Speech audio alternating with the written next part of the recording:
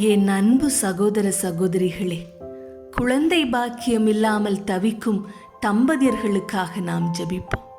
எத்தனையோ பிள்ளைகள் கலக்கத்தோடும் வேதனையோடும் கண்ணீரோடும் அவமானத்தோடும் ஏங்கிக் கொண்டிருக்கிறார்கள்.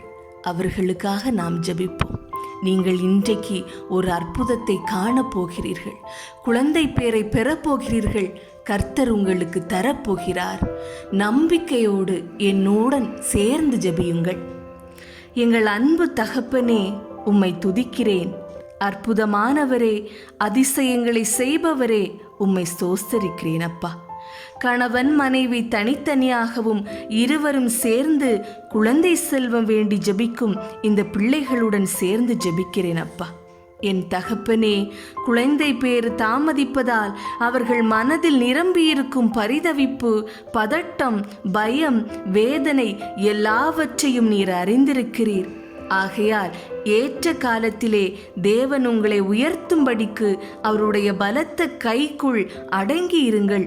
அவர் உங்களை விசாரிக்கிறவரானபடியால் உங்கள் கவலைகளையெல்லாம் அவர் மேல் வைத்து விடுங்கள் என்று சொன்னபடி உம்முடைய தெய்வீக பேரன்பால் இந்த அருமை பிள்ளைகளை நிரப்பி சமாதானத்தை கொடுங்கப்பா.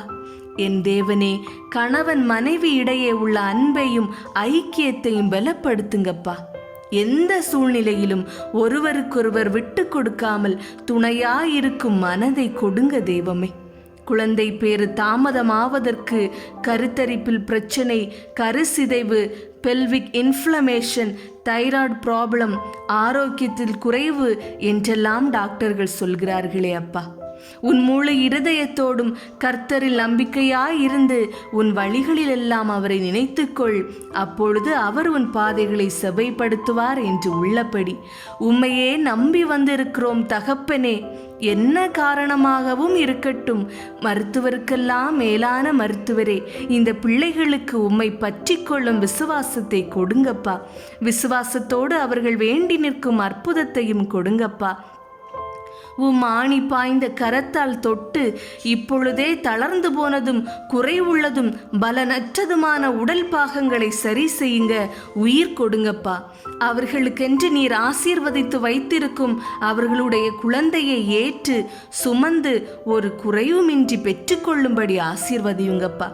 அதற்கு தடையாக இருக்கும் எல்லாவற்றையும் ஏசப்பா உம்முடைய வல்லமை உள்ள நாமத்தால் கடிந்து கொள்கிறேன். குழந்தை பேறு வேண்டி நிற்கும் மகள்களுக்கு சந்தோஷமான ஆசீர்வாதத்தை கொடுக்கும்படி உம்மிடம் கெஞ்சி மன்றாடுகிறேன் அப்பா. நீங்கள் எதிர்பார்த்திருக்கும் முடிவை உங்களுக்கு கொடுக்கும்படிக்கு நான் உங்கள் பேரில் நினைத்திருக்கிற நினைவுகளை அறிவேன் என்று கர்த்தர் சொல்கிறார்.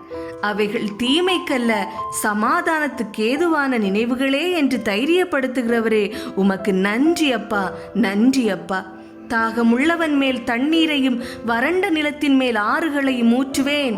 உன் சந்ததியின் மேல் என் ஆவியையும் உன் சந்தானத்தின் மேல் என் ஆசீர்வாதத்தையும் ஊற்றுவேன்.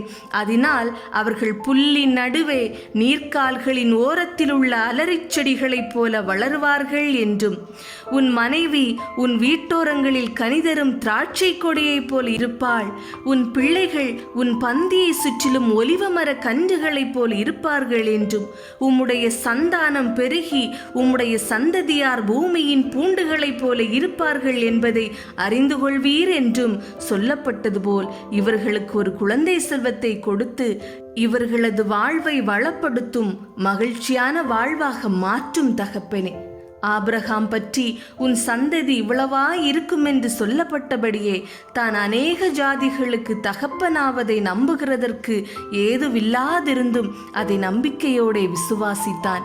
அவன் விசுவாசத்திலே பலவீனமாயிருக்கவில்லை.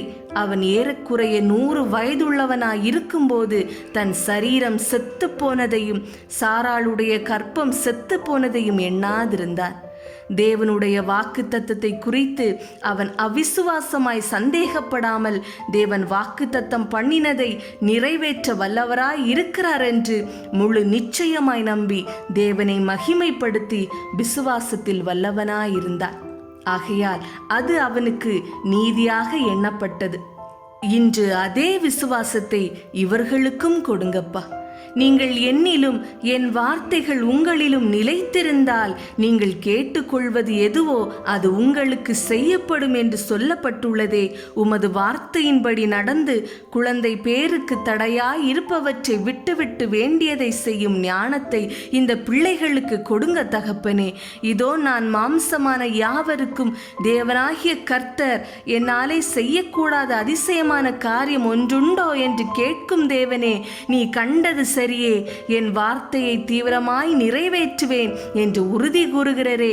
கிருபையாய் இறங்கி இவர்கள் விண்ணப்பத்தை கேட்டு குடும்பத்தை ஆசீர்வதித்து பெருகச் செய்யுங்கப்பா. நீர் ஆசீர்வதித்து தரப்போகும் பிள்ளை மிகுந்த இரக்கத்தின் சாட்சியாய் வளரட்டும்.